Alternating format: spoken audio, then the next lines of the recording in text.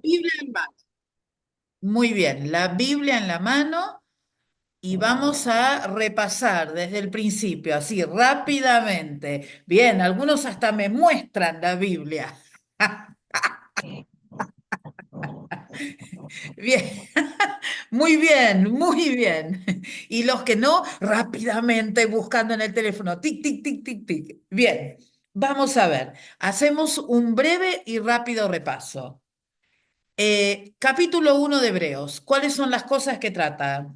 En dos o tres palabras.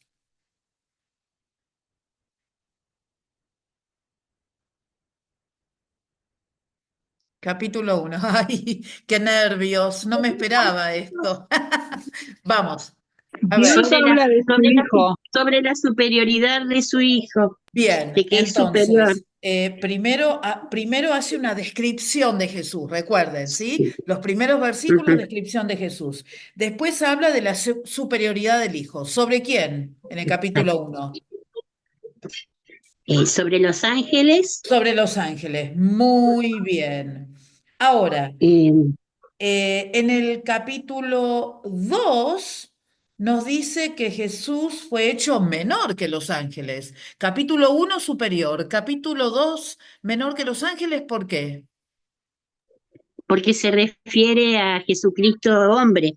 Bien, cuando Jesús se encarnó para ser menor que Exacto. los ángeles y Sí. cumplir con la voluntad del Padre. Muy bien.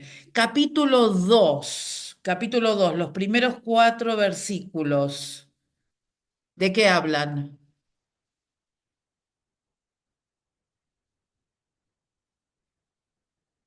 Ay, Que debemos cuidar la salvación tan grande. exactamente. ¿Se acuerda que nosotros hablamos que hay algunas iglesias cristianas que hablan acerca de la no pérdida de la salvación?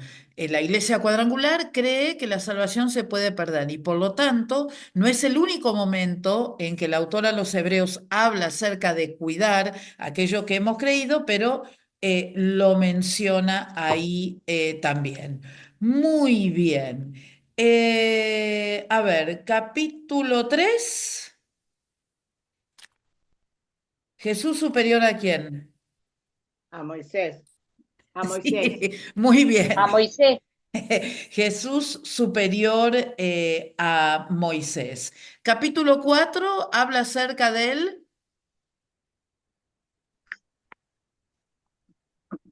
Del reposo. del Reposo. reposo. Muy bien, del reposo que podemos encontrar en el Señor. ¿Y quiénes no encontraron el reposo? los antiguos hebreos. Exactamente, el pueblo de Israel que no encontró el reposo porque decidió desobedecer. ¿M? Y entonces, el versículo 11 dice, procuremos pues entrar en aquel reposo para que ninguno caiga en semejante ejemplo de desobediencia del Antiguo Testamento. ¿M? Y después hay un versículo muy importante en hebreo, sería importante que lo aprendieran de memoria, que habla de el efecto de la palabra del Señor en nosotros. ¿M? Y cómo llega hasta lo más profundo de nuestro corazón, porque la palabra del Señor es viva y eficaz y más cortante que toda espada de dos filos y penetra hasta partir el alma y el espíritu, la coyuntura y los huesos y discierne los pensamientos y las intenciones del corazón. Y después de esto tenemos la mención de quién. El sumo sacerdote Bien, del sumo sacerdote. eh, y acá cuando habla del sumo sacerdote, ¿de quién está hablando? de Melquisedec y Aarón. No en el versículo 14. De Jesús.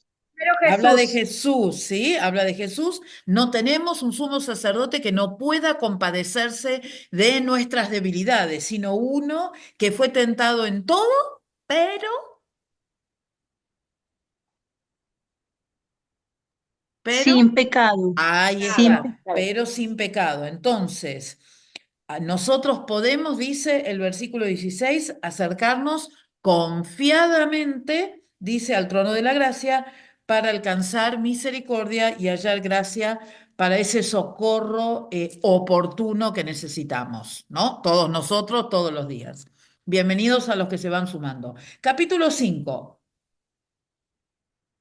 Primero habla de qué. Del sumo sacerdote. Bien, ahora sí, habla de el sumo sacerdote. ¿De cuál? Aarón. De Aarón. Ahí toma, habla de que salió desde los hombres, y esto es muy importante para entender lo que vamos a hablar hoy.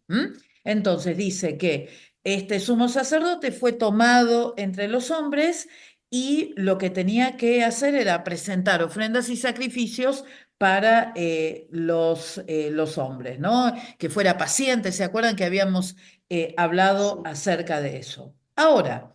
Tenemos acá una porción, acá sí lo menciona a nuestro amigo Melquisedec, del cual vamos a hablar hoy. O sea, vamos a tomar estos versículos y vamos a ir al capítulo 7 y lo vamos a poner todo junto, ¿no?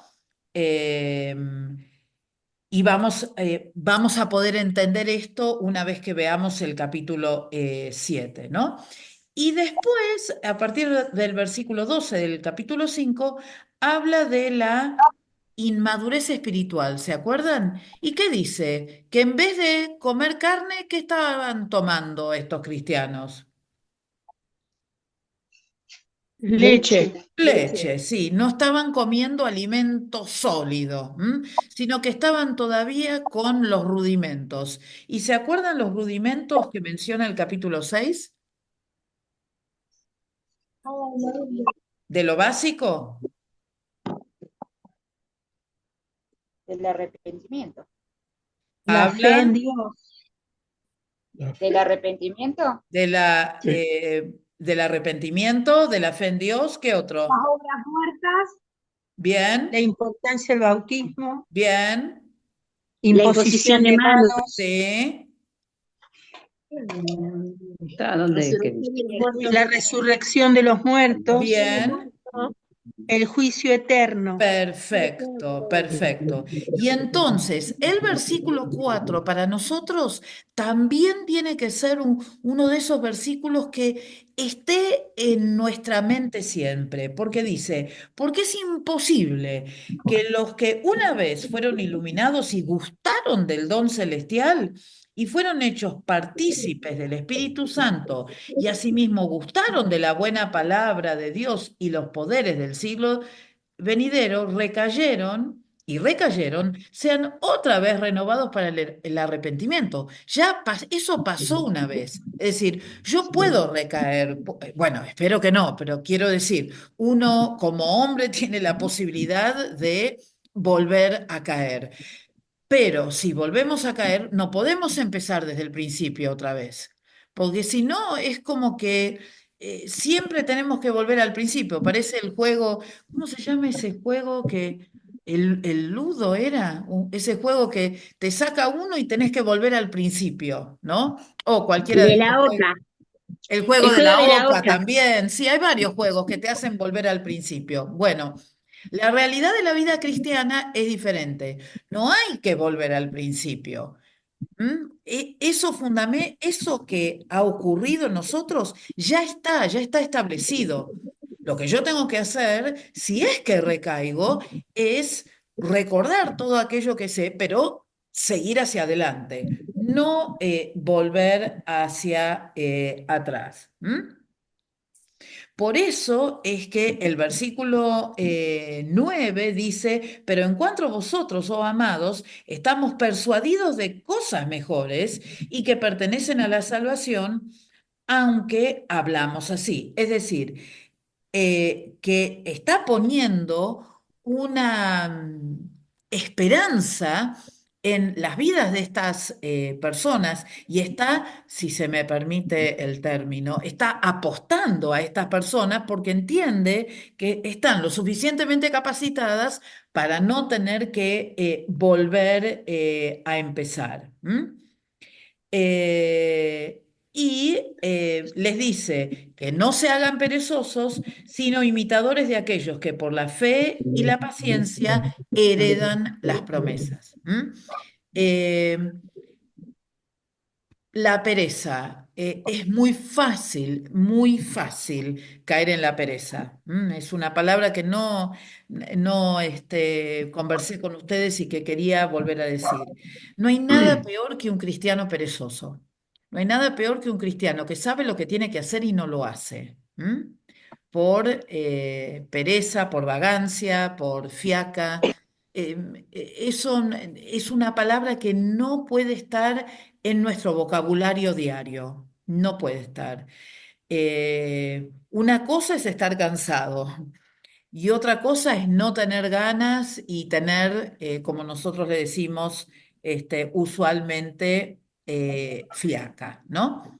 Y entonces, después, en el versículo, la última parte del capítulo 13, encontramos que Dios le hizo una promesa a Abraham y dice que juró por sí mismo. Ustedes saben que por mucho tiempo, y más dentro de las iglesias evangélicas, una de las cosas que se nos desalienta a hacer es a jurar. ¿Por qué? ¿Y por qué es esto? Porque uno siempre, cuando está pensando en un juramento, está pensando en alguien mayor que uno. Entonces, cuando nosotros vemos acá el juramento que hace Dios, eh, vieron que dice que él jura por dos cosas inmutables, es decir, jura por sí mismo porque dura para siempre, por algo que no cambia, y además porque él es un Dios que no miente. Entonces jura por esa inmutabilidad, esa falta ese no cambio que existe en Dios, que es siempre igual, y además el hecho de que Dios no es mentiroso. Sobre esos dos fundamentos, versículo 18, es sobre los cuales Dios jura. ¿Y para qué es eso? Para que nosotros nos sintamos seguros, es decir, para que nosotros realmente sepamos en quién hemos puesto nuestra esperanza.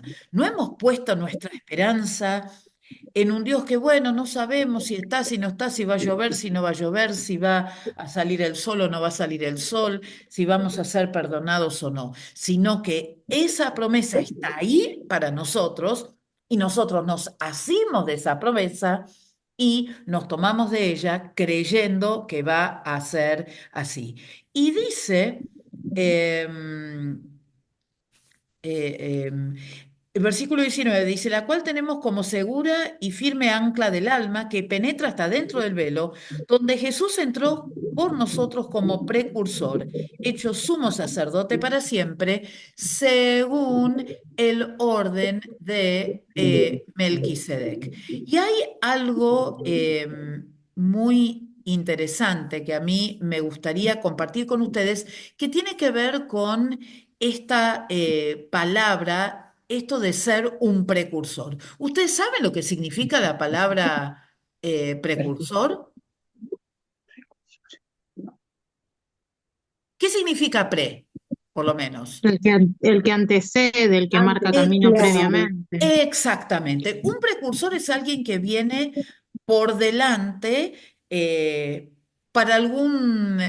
por alguna razón en particular, ¿no?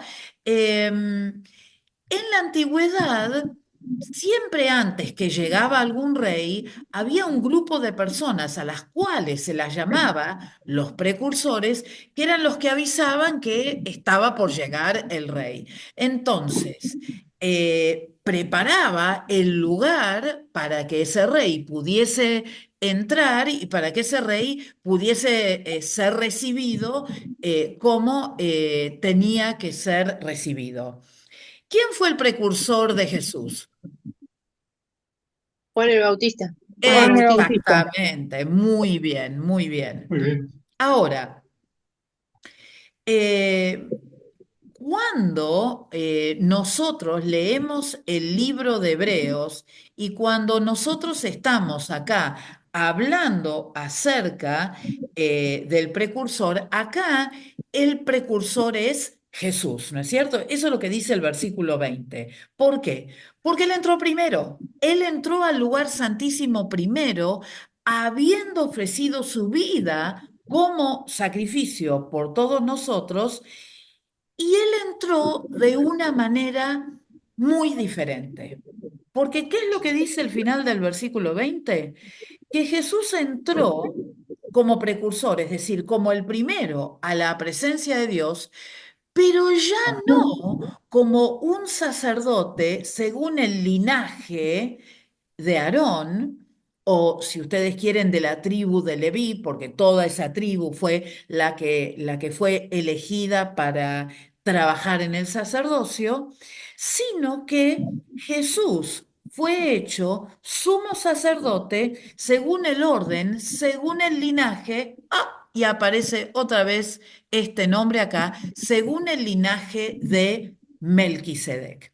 Y ahora, en el capítulo 7, lo que nosotros vamos a tratar de ver es quién es este Melquisedec, de quién está hablando, por qué es que Melquisedec aparece acá. Entonces, vamos a leer primero en el capítulo 7. Dice, porque este Melquisedec, rey de Salem, sacerdote del Dios Altísimo, que salió a recibir a Abraham, que volvía de la derrota de los reyes, y le bendijo. Vamos a parar ahí y me gustaría que todos fuésemos a Génesis capítulo 14. ¿Mm? Y vamos a hacer un poco de historia, para que ustedes se den cuenta de lo que estamos hablando. En Génesis capítulo 14, si ustedes ven el primer versículo, mejor dicho, si ven el título, ustedes van a ver que dice cautividad y rescate de Lot. Ustedes recordarán, Abraham sale de Ur de los Caldeos con Lot, con su sobrino y con su padre, cosa que no tenía que hacer, porque Dios le había dicho que él dejara a su parentela atrás y que él fuera a la tierra que Dios le prometía que iba a ser para él y para sus descendientes.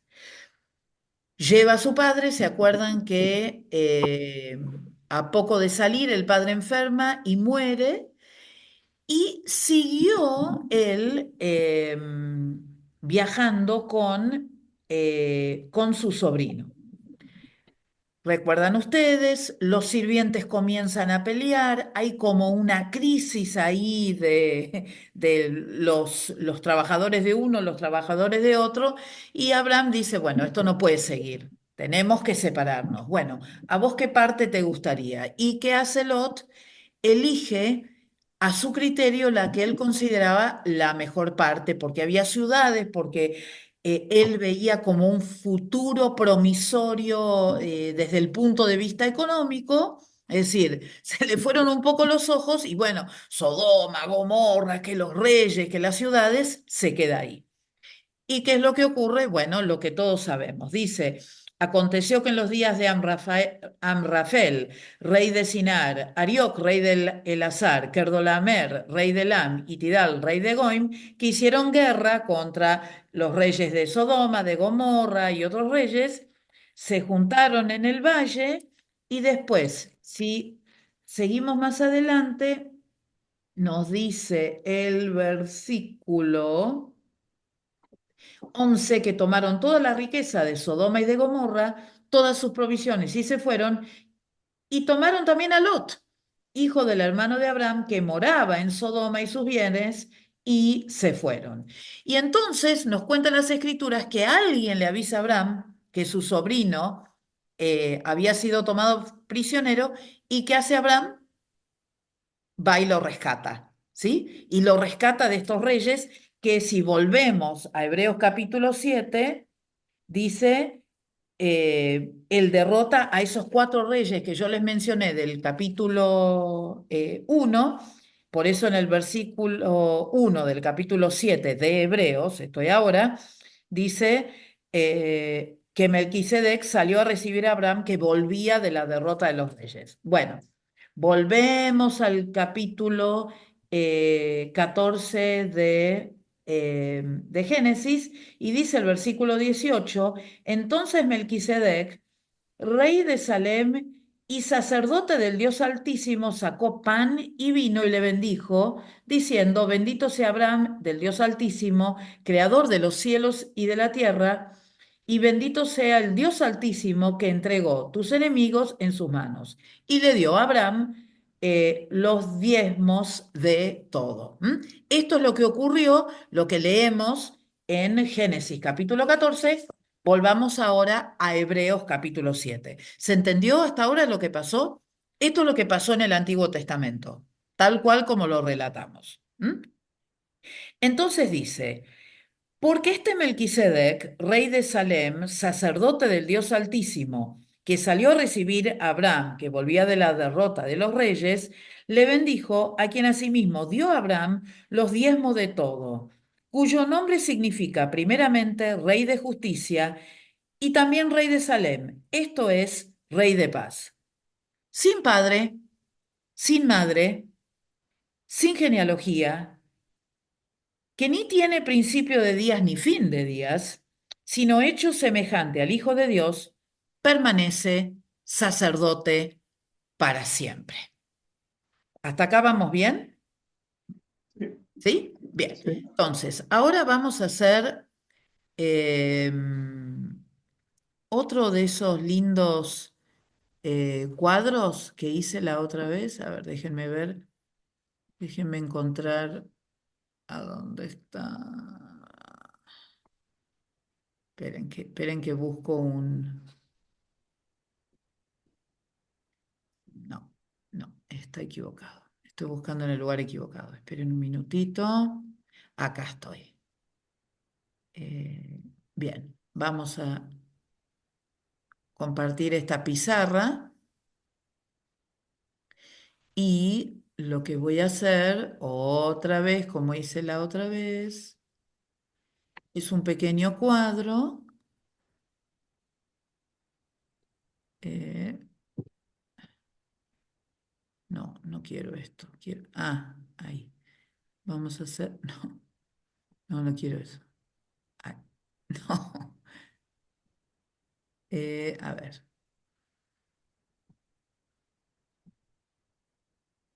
si puedo. Ahí vamos. No quiere. A ver, pórtate bien, línea. Ahí estamos. Ahora sí. Y vamos a ir un poquito para arriba. Entonces, de un lado, vamos a poner sumo sacerdote según el linaje de... Ay, se me fue el nombre.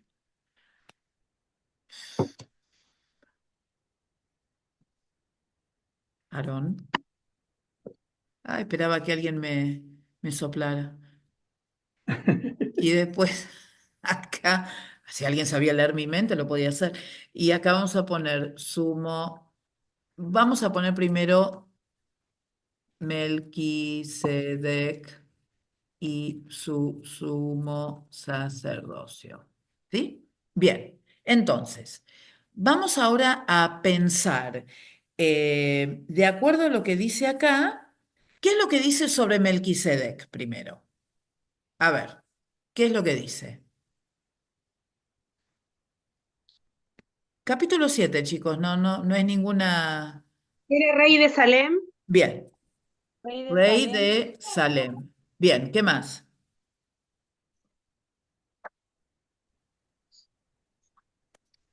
Sacerdote Sacerdote del Dios Altísimo. de Dios Altísimo. Bien, ¿qué más?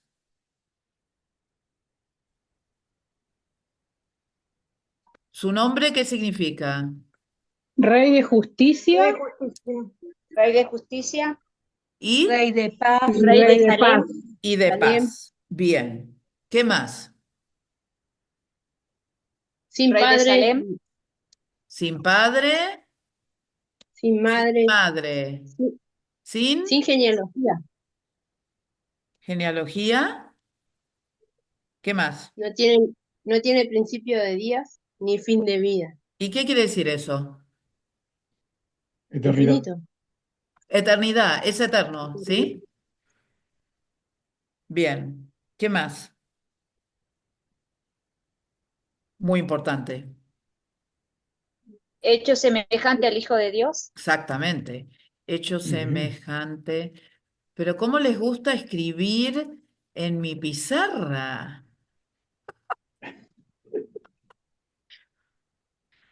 A ver, Perdón, quise agrandar y se rayó toda. A ver, hecho semejante al Hijo de Dios. ¿Algo más tenemos por ahí?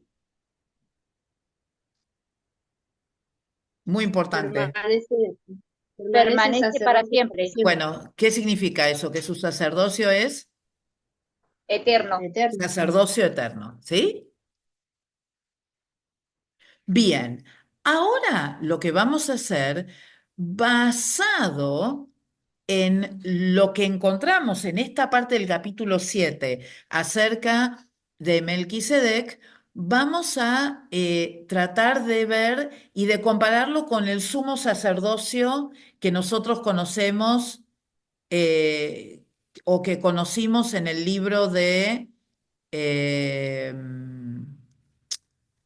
¿cómo se dice? En el Pentateuco. Génesis. Gracias, los sumos sacerdotes, ¿eran reyes?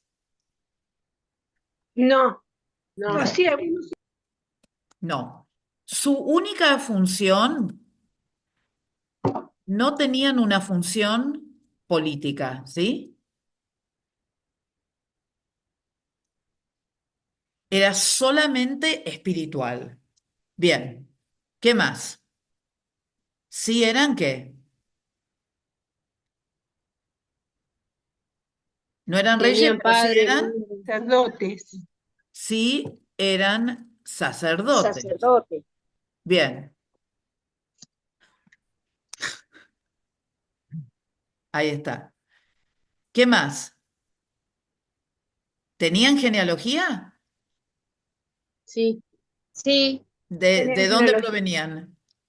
Sí, de la tribu. La De la tribu de tribu de Leví. Leví, de la tribu de Leví, ¿y de quién más? Y en el caso de los sumos sacerdotes, De Aarón. de Aarón. Bien. ¿Eran eternos? No, No, Perdón, entonces de la tribu de Leví, perdón, para agregar, tenían genealogía Sí. eh, que era investigada para asegurarse que el sacerdote tuviese el linaje correspondiente para ser Herederos. sacerdote. Bien, ¿eran eternos? no. No. No, eran humanos y por lo tanto finitos. Muy bien. ¿Eran semejantes al Hijo de Dios? No. No, eran hombres, ¿sí? Y con respecto a su sacerdocio, ¿era eterno? No. ¿Cuánto duraba el sacerdocio, el sumo sacerdocio? ¿Tienen idea? Creo que el tiempo que vivían. Exactamente. Su sacerdocio duraba eh, mientras tuvieran vida. Opa, vida. Bien. ¿Estamos? Entonces, fíjense ustedes la diferencia de el linaje de Aarón, que era un linaje humano, finito, el sumo sacerdote provenía de los iguales, tenían genealogía, tenían que probar que pertenecían a esas familias. Era un sacerdocio que tenía un tiempo limitado de duración, que tenía que ver con la persona. Y sin embargo, nosotros tenemos acá a este personaje que para nosotros es un personaje misterioso. Siempre que busquen información sobre Melquisedec, van a encontrar que o no se menciona, hay algunos comentaristas bíblicos que prefieren no hablar de Melquisedec, o que dicen, bueno, lo único que tenemos acerca de Melquisedec es lo que encontramos en Génesis, en algún salmo, y lo que aparece en el libro de Hebreos. Ahora, lo interesante de Melquisedec es que cuando Abraham se acerca a él, Abraham hace algo sumamente importante. ¿Qué hace?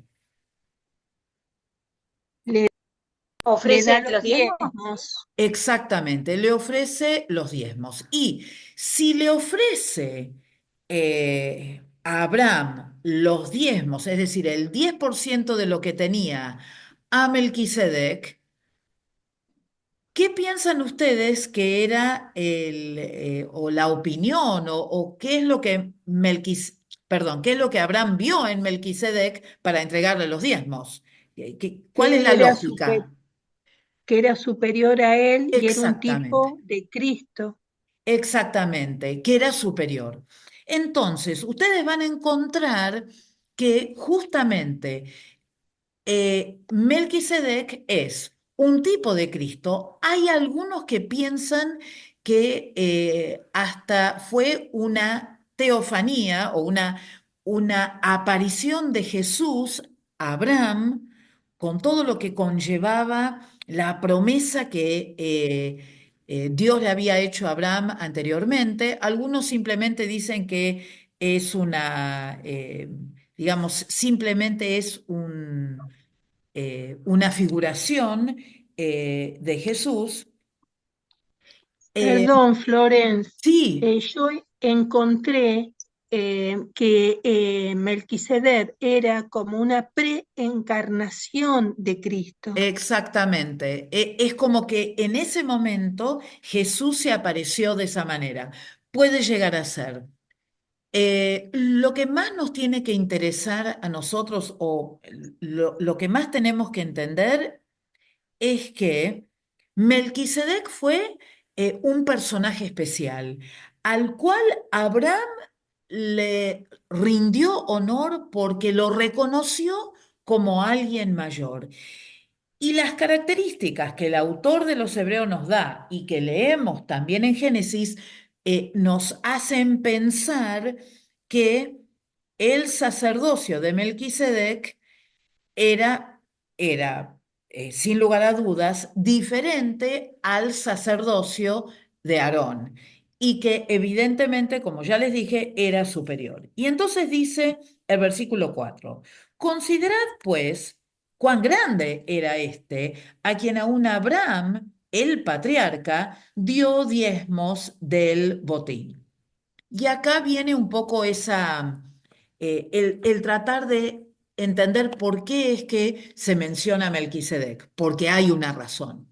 Dice, ciertamente, los que de entre los hijos de Leví reciben el sacerdocio, recuerden que era el sacerdocio se heredaba, el sumo sacerdocio, tienen mandamiento de tomar del pueblo los diezmos según la ley, es decir, de sus hermanos, aunque estos también hayan salido de los lomos de Abraham. Ustedes recuerdan también que la tribu de Leví era una tribu que no tenía tierra, pero que necesitaba sostenimiento. Entonces, ¿qué hacía el pueblo de Israel? Le daba los diezmos para que el sacerdocio se pudiese sostener.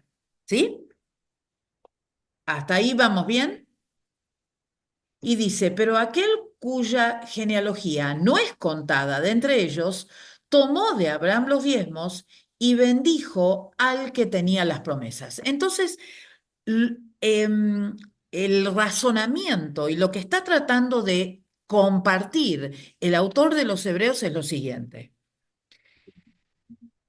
Los hombres le entregaban a Leví los diezmos porque los consideraban como los elegidos por Dios para llevar adelante esa relación que debía existir entre los hombres y Dios y que ellos eran un poco el puente entre Dios y los hombres. No había forma de llegar a Dios si no era a través del sumo sacerdote, que era quien entregaba o llevaba el sacrificio al lugar santísimo una vez por año. ¿Recuerdan? Entonces, lo que está el autor acá tratando de decirles es que alguien que no es de la genealogía de Abraham, porque ya nos dice que Melquisedec no tenía genealogía, no tenía padre ni madre, Abraham consideró darle los diezmos porque entendió que él era mayor que él mismo. Entonces dice, y sin discusión alguna, el menor es bendecido por el mayor. Eso va de suyo. Eso se da por sentado que aquel que nos bendice es el Señor a nosotros. Eso es algo que es así. Entonces, si el mayor bendice al menor, la conclusión es que Melquisedec era mayor que Abraham y y cómo en Abraham estaba la futura descendencia que iban a ser todo el pueblo de Israel, incluyendo a la tribu de Leví, entonces los sacerdotes de la tribu de Leví no eran mayores que Melquisedec. ¿Se entiende lo que estamos tratando de decir? Es decir, que si Abraham le dio los Sí. diezmos a Melquisedec, Abraham entendía que Melquisedec era mayor y por lo tanto la descendencia de Abraham también tenía que, de cierta manera, decir o entender lo mismo. Es decir, que el sumo sacerdocio terrenal y humano no era superior al sacerdocio de Melquisedec. ¿Hasta ahí vamos bien? Sí, ¿Sí? Algunos dicen sí, Sí, otros ni mueven la cabeza, así sí, que sí. me dicen si no entienden, ¿eh? sí. Bien. Entonces, y aquí ciertamente reciben los diezmos hombres mortales, pero allí uno de quien se da testimonio de que vive, y por decirlo así, en Abraham pagó el diezmo también Leví, que recibe los diezmos, porque aún estaba en los lomos de su padre cuando Melquisedec le salió al encuentro. Es decir, lo que les acabo de explicar acerca de Abraham entregándole los diezmos a Melquisedec, porque considera a Melquisedec mayor y por lo tanto todos los descendientes de Abraham también iban a considerar a Melquisedec superior a ellos, lo supieran o no, era así, ¿sí? Ahora, ¿por qué? ¿Por qué es que nosotros estamos diciendo esto? ¿Por qué es que hay que entender que el sacerdocio de Melquisedec era superior al sumo sacerdocio humano? Bueno, vamos teniendo la respuesta un poco más adelante, porque dice, si pues la perfección fuera por el sacerdocio levítico, porque bajo él recibió el pueblo la ley, ¿qué necesidad habría aún de que se levante otro sacerdote, según el orden de Melquisedec, y que no fuese llamado según el orden de Aarón? Entonces, la pregunta es la siguiente. Les doy vuelta a la pregunta para que lo entiendan. ¿No era el sacerdocio de Aarón un sacerdocio perfecto?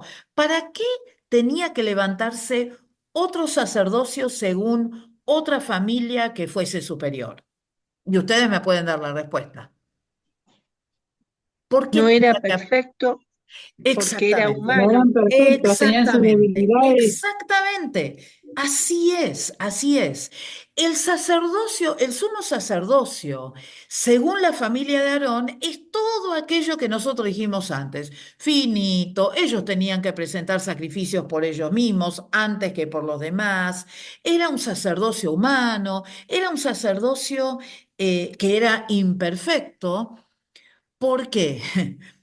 Porque lo que ellos también tenían para compartir era una ley que en realidad no estaba grabada adentro de los corazones, sino que estaba grabada en unas tablas que estaban, ¿a dónde? En el arca. Es decir, había en el Antiguo Testamento y en el Antiguo Pacto, había una serie de cosas que hacían que aunque todo eso era figura de lo que estaba por venir, es decir, era un precursor de lo que iba a venir, en sí mismo no era perfecto, porque si hubiera sido perfecto, no había necesidad que viniera Jesús. Pero era necesario que Jesús viniera porque ese antiguo pacto no era un pacto perfecto, no era un pacto que podía eh, borrar de una vez y para siempre los pecados de las personas. Y entonces, eh, fíjense ustedes ahora acá cómo se entiende mejor el versículo 11. Había que cambiar el sacerdocio. El sacerdocio, según Abraham, era incompleto e imperfecto. Aquel que viniera del linaje, según el orden del Melquisedec, iba a ser un sacerdocio perfecto, eterno, sin genealogía, porque era de un orden superior al de Abraham. ¿Mm? Entonces, dice, porque cambiado el sacerdocio, wow. Necesario es que haya también cambio de ley. Y no se asusten, porque esto no quiere decir que borramos el Antiguo Testamento y no lo tenemos en cuenta. Lo que sí está diciendo es que cambia el paradigma, cambia el lugar a donde nosotros nos paramos para entender las escrituras. Es decir, yo ya no tengo que sujetarme a un sacerdocio humano, finito, imperfecto, que tiene que ofrecer sacrificios todos los años por mis pecados, porque nunca sabemos si están todos cubiertos o sigo yo teniendo pecado y hay que ofrecerlos vez tras vez, tras vez, tras vez, y siempre hay que buscar un sacrificio perfecto, que el animal tiene que ser sin mancha y perfecto y demás. Se cambia ese paradigma y ahora nosotros nos paramos en un lugar diferente. Y ese lugar diferente es el nuevo sumo sacerdote del cual ahora nosotros nos tomamos, que es Cristo Jesús. Un sacerdocio eterno según el orden del Melquisedec, es decir, hay que romper con todo aquello que nosotros teníamos anteriormente. ¿Por qué? Porque viene lo mejor. ¿M? Porque venía lo mejor para el pueblo de Israel. Eh, y dice, y aquel de quien se dice esto es de otra tribu, de la cual nadie sirvió en el altar. Si el paradigma iba a cambiar, no podía ser de la misma genealogía, no podía ser de la tribu de Leví. ¿De qué tribu era originario Jesús?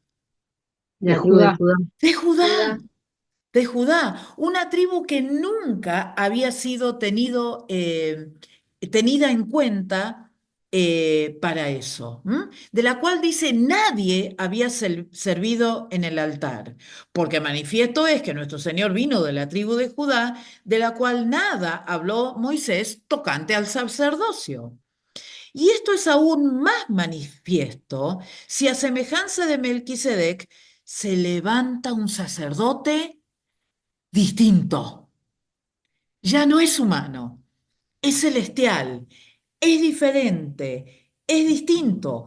No fue constituido conforme a la ley del mandamiento acerca de la descendencia, sino según el poder de una vida indestructible. Es decir, este nuevo sacerdocio que fue instituido, este nuevo paradigma, está parado en un sacerdote que va a ser el puente entre los hombres y Dios, pero que tiene una vida que es indestructible, una vida que no puede ser tocada, manchada, mancillada, sino que es indestructible. Pues, dice el versículo 17, se da testimonio de él, tú eres sacerdote para siempre según el orden de Melquisedec. Volvemos al capítulo 6, ¿les parece? ¿Mm? A ver, ¿dónde estamos?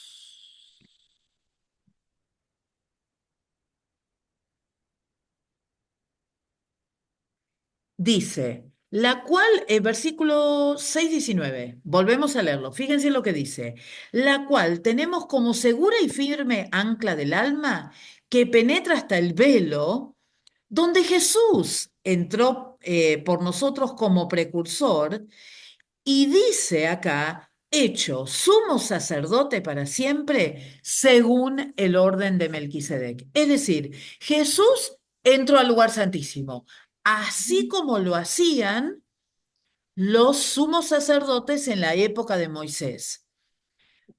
Pero él no entra en carácter de familiar o descendiente de Aarón, sino que él es el precursor, el que entró primero según un orden diferente, cambiando el paradigma, según el orden de Melquisedec.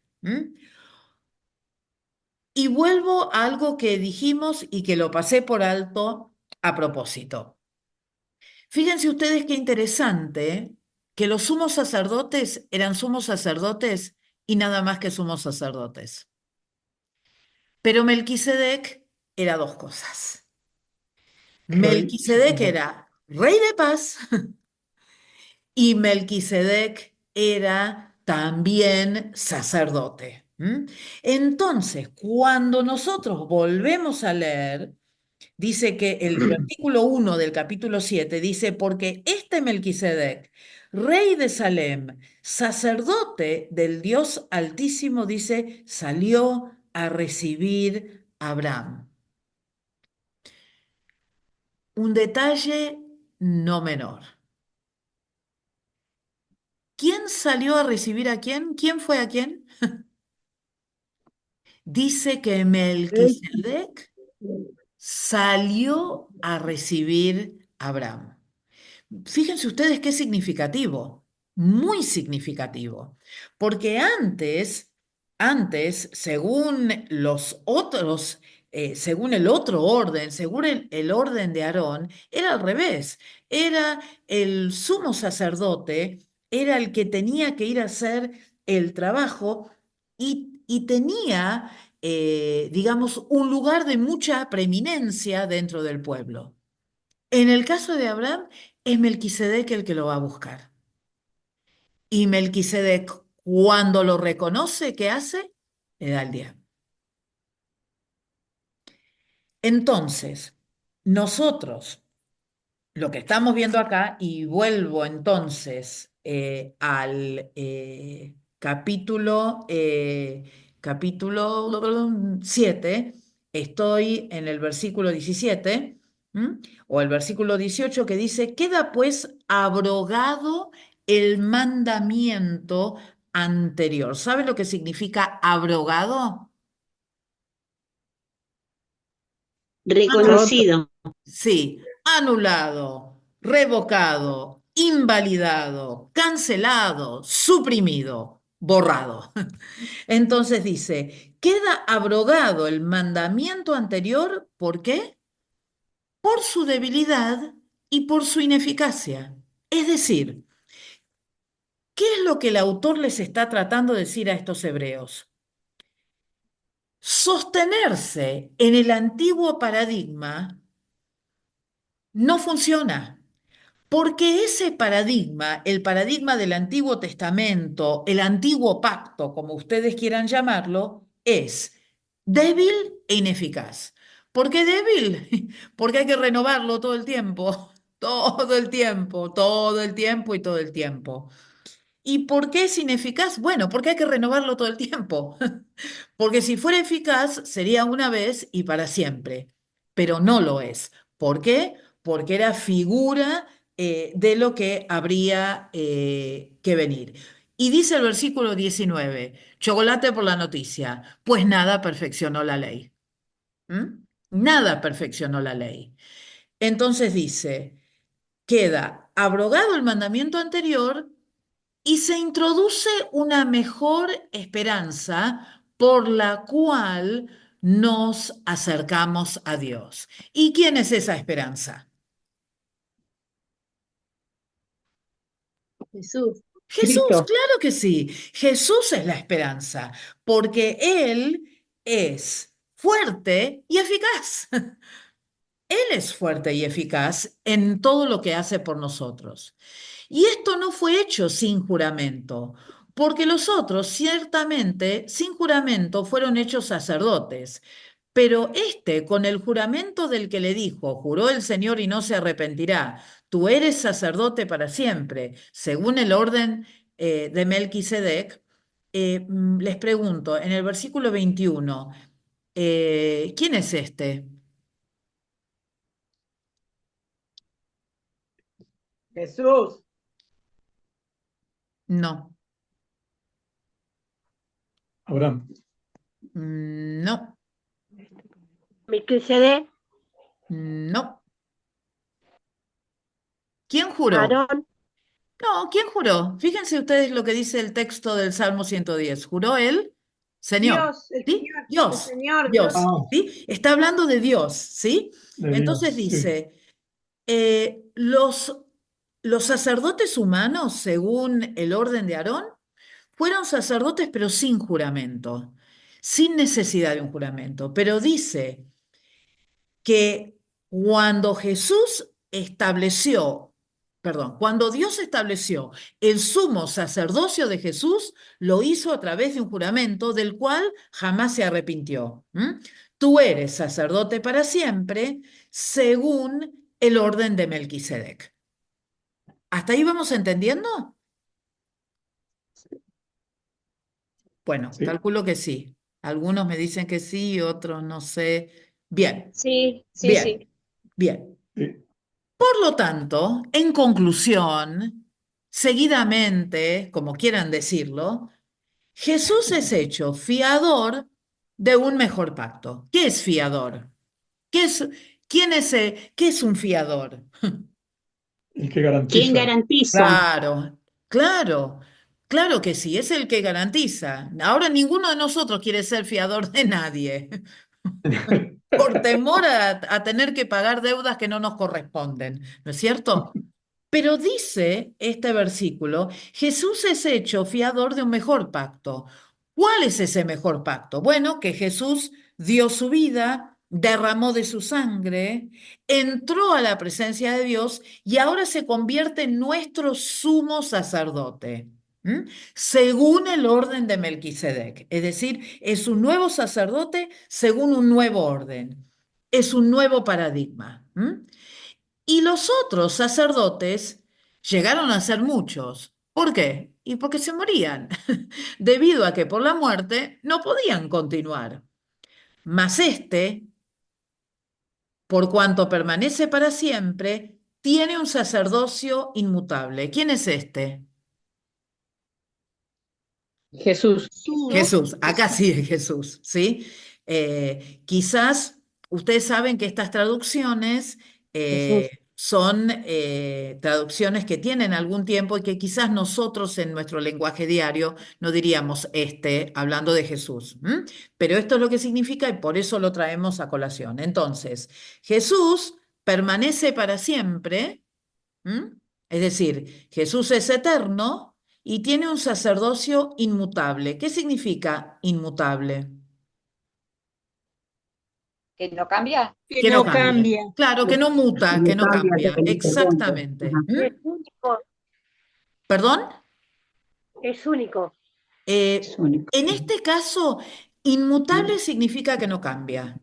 Es decir, cambia. es único en el sentido que no cambia, pero no podemos, digamos, decir que inmutable y único son sinónimos, ¿sí?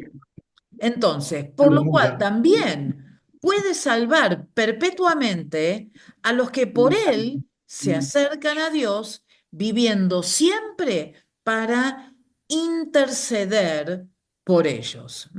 Entonces, fíjense ustedes que el sacerdocio de Jesús no cambia ¿Por qué? Porque dice que puede salvar perpetuamente a los que por él se acercan a Dios. Es decir, la persona que se acerque a través de Jesús a Dios va a ser salvada por Jesús. ¿Mm?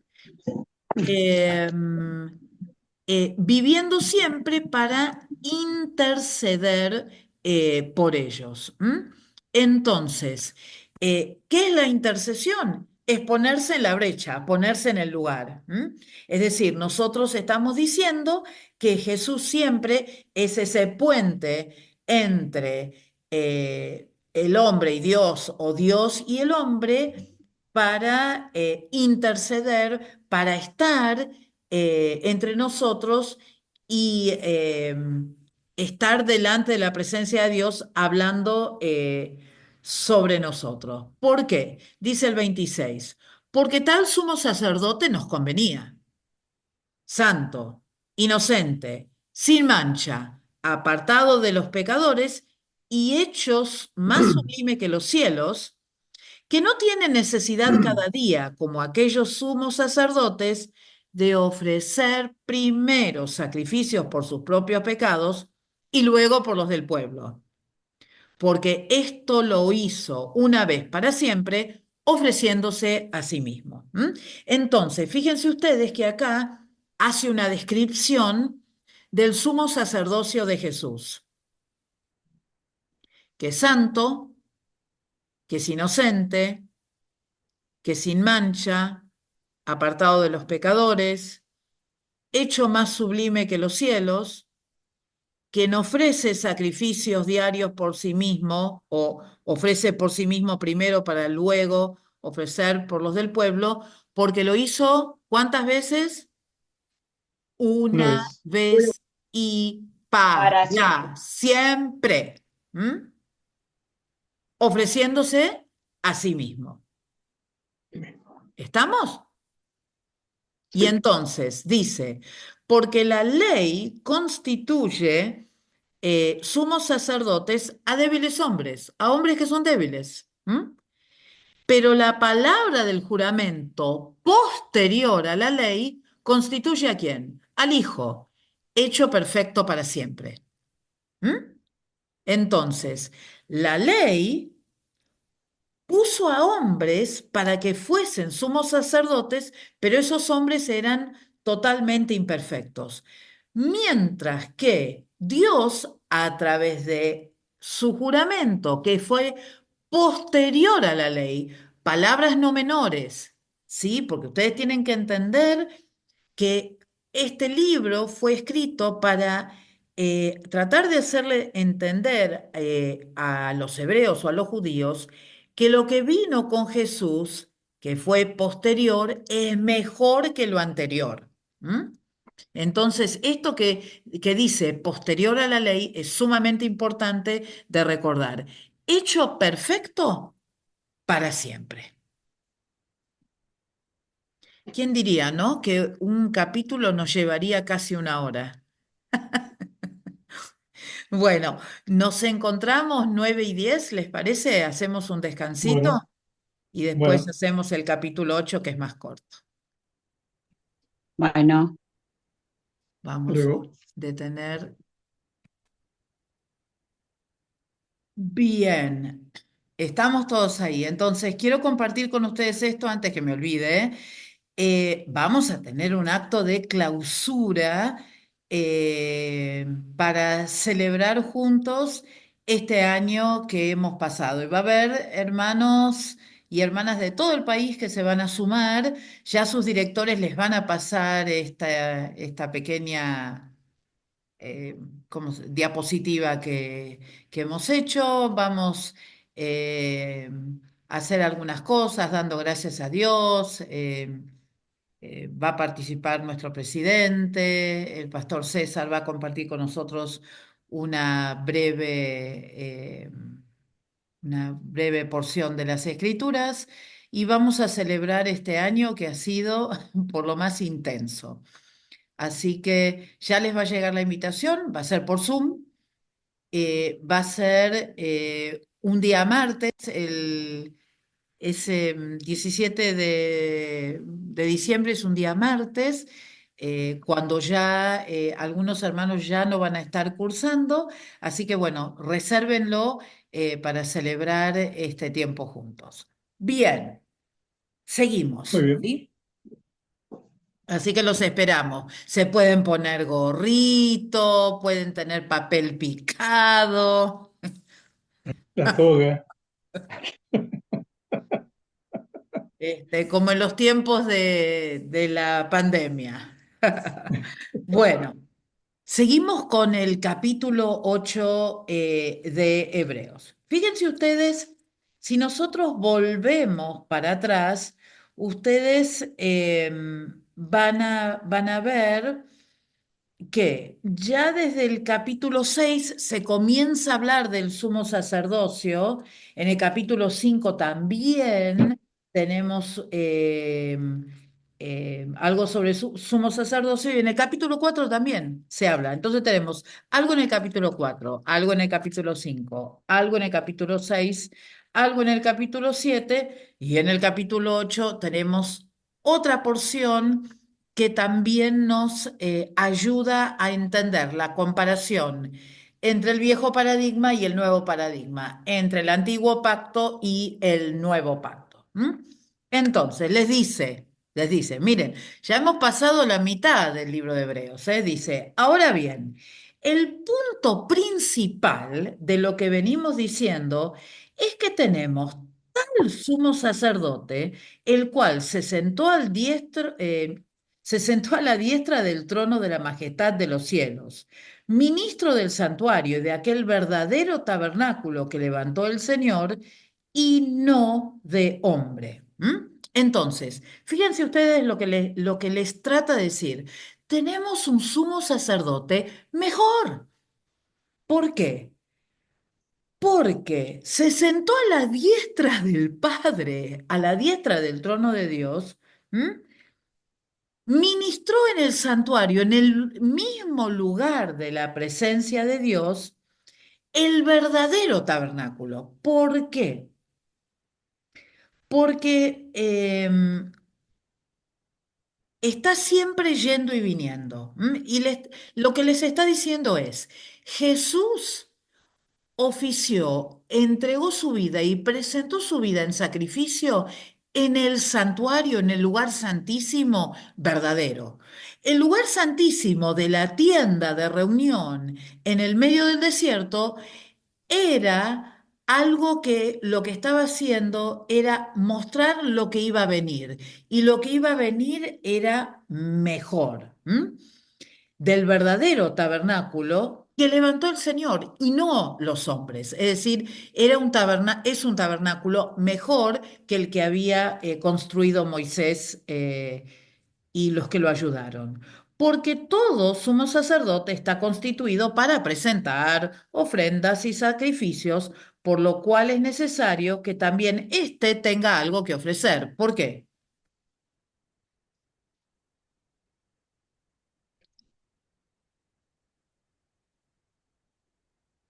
¿Por qué el sumo sacerdote tiene que tener algo para ofrecer? Porque él también era pecador. Claro, era humano. Entonces, al ser humano tenía que ofrecer primero por él y después por los otros. Los cuales sirven a lo que es figura y sombra de las cosas celestiales, como se le advirtió a Moisés cuando iba a erigir el tabernáculo, diciéndole, mira, haz estas cosas conforme al modelo que se te ha mostrado en el monte. Es decir, ¿qué es lo que les está queriendo decir a los hebreos? Todo lo que ustedes conocieron, ese viejo paradigma, ese paradigma anterior, era una figura, era una sombra, era eh, una representación de lo que iba a venir.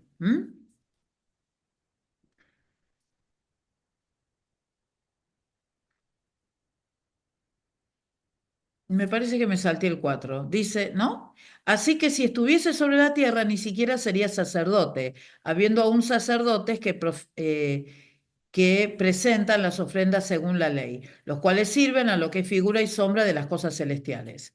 Pero ahora, tanto mejor ministerio es el suyo, cuanto es mediador de un mejor pacto establecido sobre mejores promesas. 3 veces la palabra mejor. ¿Mejor qué? Ministerio, ¿Sí? mejor Sí. pacto y mejores promesas. Bien. Y cuando dice mejor ministerio es el suyo, ¿a quién se está refiriendo? El de Jesús. Exactamente, hablando de Jesús. Entonces, mejor ministerio, mejor pacto y establecido sobre mejores promesas. Porque si aquel primero hubiera sido sin defecto, ciertamente no se hubiera procurado lugar para el segundo. Cuando habla de aquel primero, ¿de aquel primer qué? Es que el primer Como pacto, sacerdote. Exactamente. Si aquel primer pacto hubiera sido perfecto, no hubiera habido necesidad de un segundo pacto. ¿Se entiende? Pero como el primero no era perfecto, era necesario que viniera un segundo que fuese perfecto. Porque reprendiéndolos dice, he aquí vienen días, dice el Señor, en que estableceré con la casa de Israel y la casa de Judá un nuevo pacto, dice Jeremías. No como el pacto que hice con sus padres el día que los tomé de la mano para sacarlos de la tierra de Egipto, porque ellos no permanecieron en mi pacto, ni yo me desentendí de ellos, dice el Señor. Miren, muy interesante esto que dice acá. Ni yo me había dado cuenta antes, pero fíjense lo que dice el versículo 8. Dice, he aquí vienen días, dice el Señor, dijo, es una profecía de Jeremías, que estableceré con la casa de Israel y la casa de Judá. ¿Por qué la casa de Judá?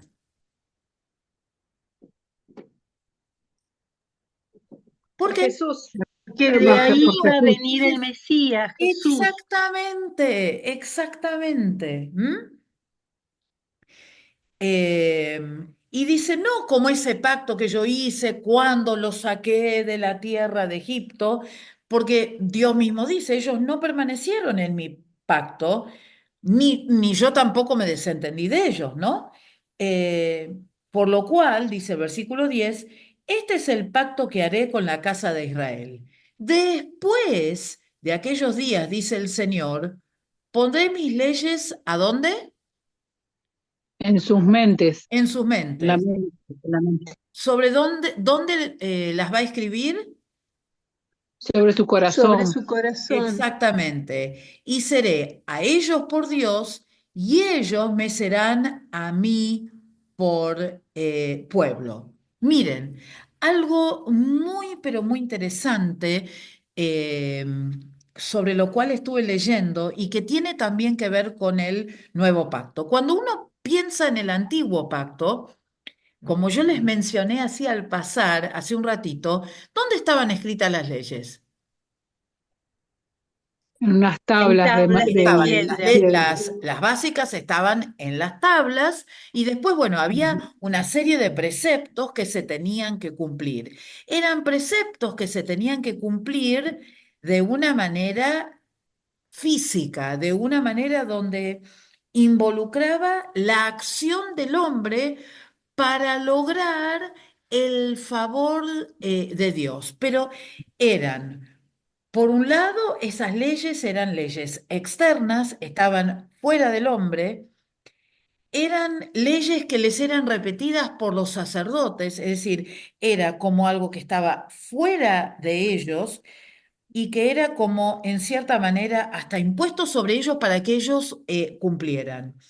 Pero dice que el Señor, que él iba a hacer un pacto con la casa de Israel, que después de aquellos días, ¿qué iba a ocurrir? Las leyes iban a estar en sus mentes,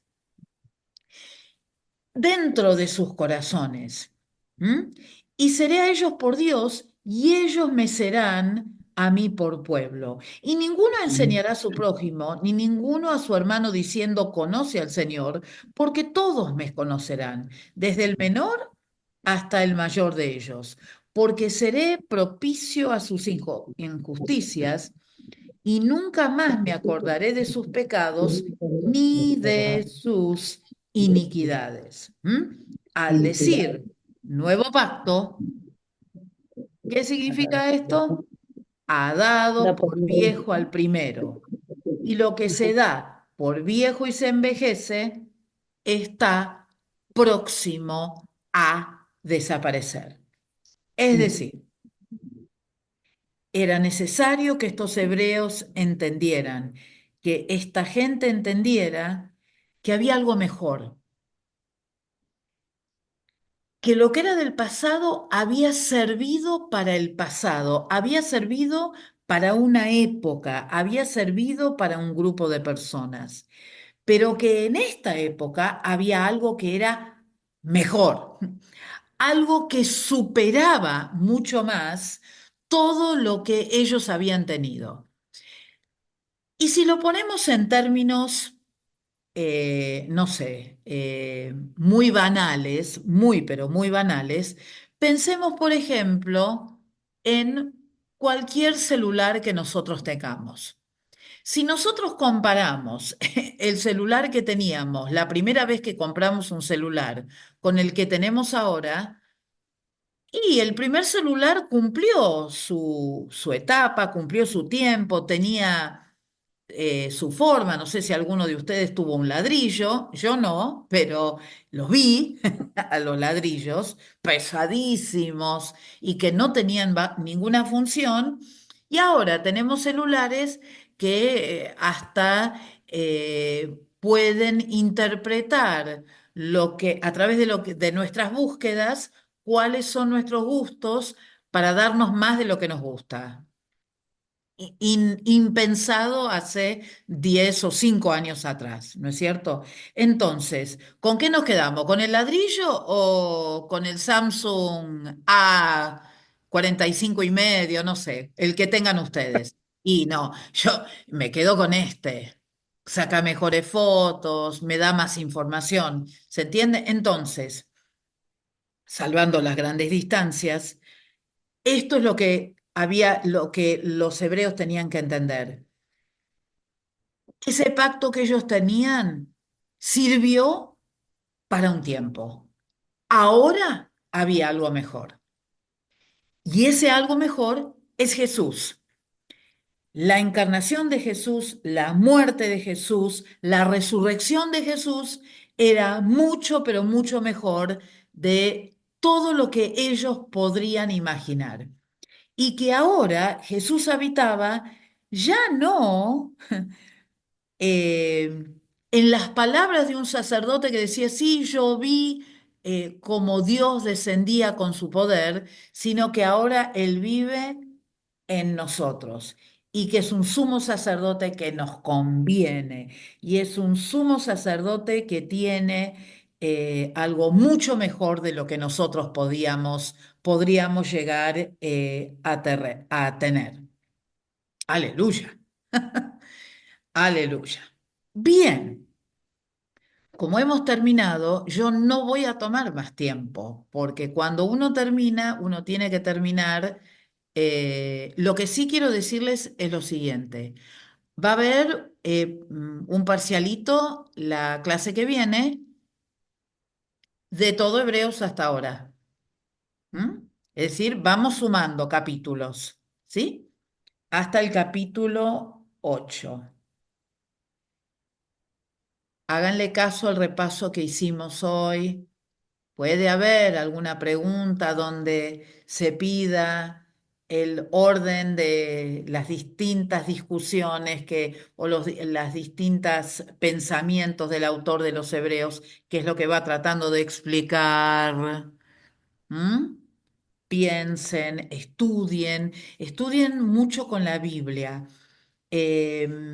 Estudiar con la Biblia nos ayuda a memorizarla y a memorizar. Yo tengo una mente fotográfica, entonces quizás yo no, no me puedo acordar de las exactas palabras, pero sé a dónde está en la Biblia.